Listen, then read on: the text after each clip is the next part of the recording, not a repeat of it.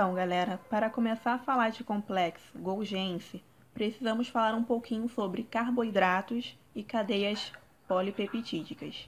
Os carboidratos são estruturas que se organizam em cadeias, mas que são pouco flexíveis. Sua movimentação oscila porque são muito rígidos. Eles se movimentam muito menos do que uma proteína, que chega a ficar toda enovelada. Isso é muito importante porque essa certa rigidez dos carboidratos auxiliam no momento de enovelamento das proteínas. Já as cadeias polipeptídicas estão mais para Beyoncé dançando em seus clipes, pois são muito flexíveis. Depois que essas proteínas recebem a glicosilação do retículo, ou seja, a adição de açúcares, elas seguem para a organela mais top que tem para o processo de amadurecimento, o complexo de Golgi. Mas o que seria esse processo de amadurecimento?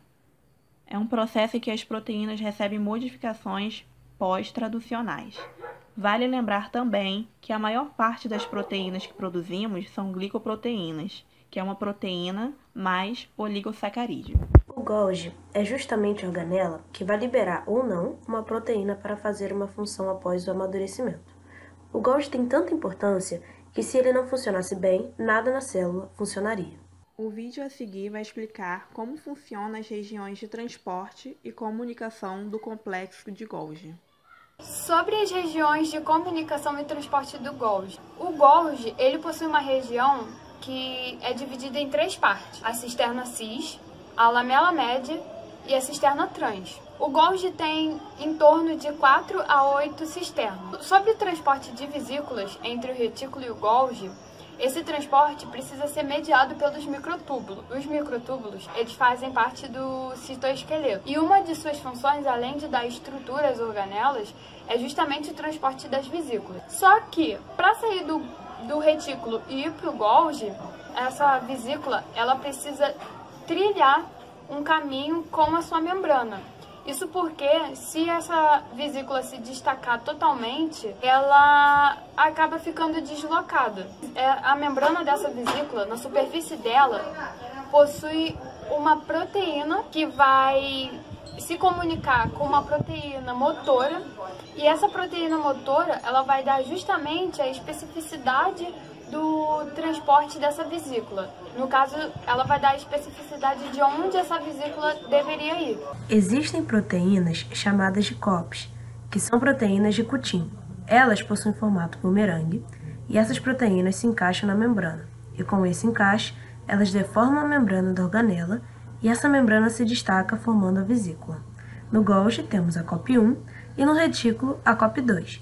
Ambas funcionam da mesma forma. O Golgi, além da glicosilação, ele também é super responsável para regular o comportamento celular, expressão gênica, ativação das vias intracelulares de comunicação, homeostasia celular, coordena processos celulares, etc. O Golgi também tem a função de central dos correios. No processo da glicosilação, depois de receber as proteínas do retículo, essa glicosilação, dentre muitas funções, também pode ser um sinal de endereçamento. O Golgi é a organela de última parada depois de todo o processo de tradução, transcrição e modificações pós-traducionais. O Golgi também é muito importante na formação da matriz extracelular, porque é dele que saem as proteínas e moléculas que estão prontas para serem colocadas para fora. Exemplo disso é o colágeno, que é modificado no Golgi e então enviado para o meio extracelular e se deposita em forma de rede fibrosa. O vídeo a seguir vai explicar como funciona a organização do complexo de Golgi. Agora falando um pouco sobre a organização do Golgi. O Golgi, como dito anteriormente, ele possui três regiões: a cisterna cis, que é voltada para o retículo endoplasmático, a lamela média, e a cisterna trans, que é voltada para a membrana endoplasmática. A cisterna cis e a cisterna trans, elas são ricas no transporte de vesículas, que é o principal meio de transporte que a organela utiliza. Na verdade, o Golgi, a organização dele não se dá apenas pela organização das cisternas, e sim também pela matriz golgiense. Essa matriz golgiense, ela está inserida no citoplasma da célula. O Golgi, ele também se difere entre a célula animal e a célula vegetal. Na célula animal, ele está mais próximo do núcleo do retículo endoplasmático, com uma forma de fita de cetim. E na célula vegetal, o Golgi, ele possui vários pontos das suas organizações, no caso das cisternas das lamelas. Elas estão espalhadas entre a célula. O Golgi também ele serve como um sensor de perigo. Quando a célula está sofrendo alguma injúria, o Golgi ele tende a se espalhar. Isso acontece somente na célula animal, porque na célula vegetal o Golgi já está espalhado por toda a célula. O complexo de Golgi, assim como todas as outras organelas, está associado aos microtúbulos. Porém, os microtúbulos eles não são suficientes para manter sua estrutura. Então o Golgi ele é envolvido por proteínas, e essas proteínas elas têm características filamentosas e são da família das golginas. Essas proteínas possuem regiões de interação com o citoesqueleto e regiões de interação com proteínas RAB, que são proteínas de endereçamento. As golginas, elas se associam entre si e se associam à superfície das cisternas. Isso faz justamente a interação entre saída e entrada das vesículas na organela. Essa organização é muito importante, porque funciona como um sensor da célula. O Golgi vai muito além da atividade de glicosilação. A mTOR é um fator de sobrevivência celular. A sua sinalização é ativada para impedir que a célula morra e é mediada pela organização do complexo de Golgi nessas estruturas de fita. Essas estruturas de fita são mantidas pelas golginas. Além das golginas, tem a associação de microtúbulos, então a qualquer sinal de estresse ou perigo, a célula rapidamente desfaz a rede de microtúbulos e degrada as golginas. Quando isso acontece, a organização do Golgi se desfaz. O Golgi começa a ficar à deriva e se espalha.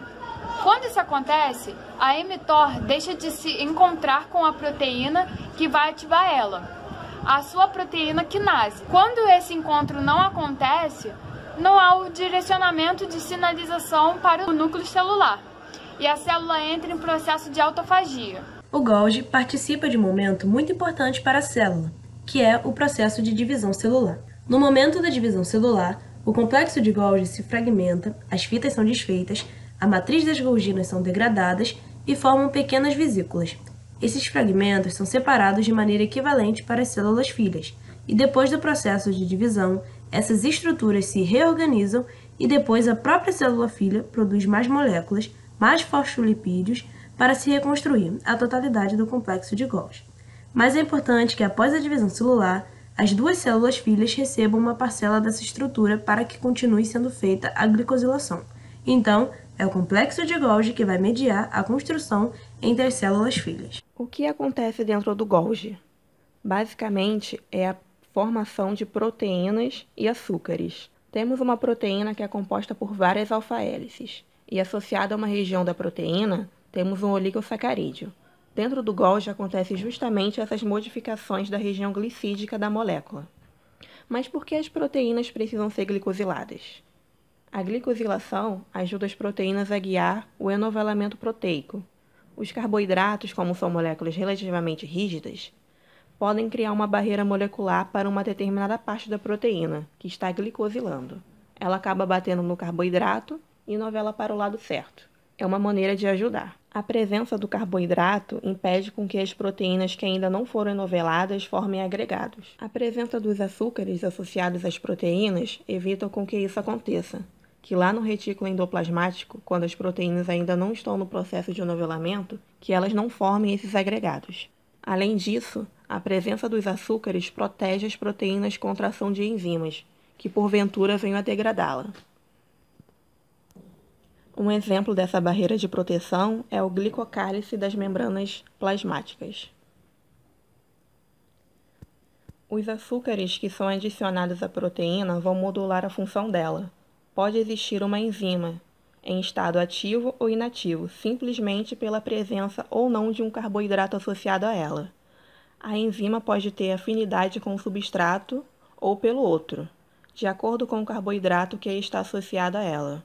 Então, é um mecanismo de modulação, um mecanismo adicional de modulação da atividade da célula. E dentro do Golgi temos duas categorias de carboidratos. Temos os açúcares que são os N-ligados, que são os açúcares associados às aminas, e temos os O-ligados, que são associados às hidroxilas. que surgem dentro do Golgi e dão origem aos glicosaminos glicanos e as mucinas, que são moléculas extremamente higroscópicas. Os açúcares N-ligados e os O-ligados são, na verdade, açúcares pendurados em um grupamento amina ou em um grupamento hidroxila. Mas por que isso acontece? Por que existe essa diferença? Essa diferença vai ocorrer de acordo com a origem da glicosilação. Toda a glicosilação que acontece no retículo, ela sempre é feita num aminoácido de asparagina, glicosilação que vai verificar o processo de enovelamento proteico. E essa associação é feita justamente pelo grupamento amina. Então, pelo grupamento amina, a gente tem a associação de oligosacarídeo complexo. Mas lá no Golgi, além desses açúcares que vêm associados às asparaginas, a gente tem também a contagem de outras cadeias de açúcares, que são os O-ligados. E aí, essa modificação não ocorre no mesmo aminoácido. Ela ocorre, por exemplo, numa treonina ou numa serina, que são outros tipos de aminoácidos que vão ter o radical hidroxila. E associado a ele vão ter outros tipos de açúcares, como, por exemplo, o sacaraglicosamina. Os açúcares N-ligados são açúcares mais curtos e mais complexos. Os açúcares O-ligados, eles tendem a ser açúcares mais compridos, como, por exemplo, os glicosaminos glicanos e as mucinas. E, por fim, temos os protoglicanos. Os protoglicanos são moléculas muito presentes na matriz extracelular. Podem funcionar como reservatório de moléculas, podem atuar na superfície da célula, associando a fatores que vão promover a sobrevivência e o crescimento, e podem também modular a maneira como a célula responde ao ambiente.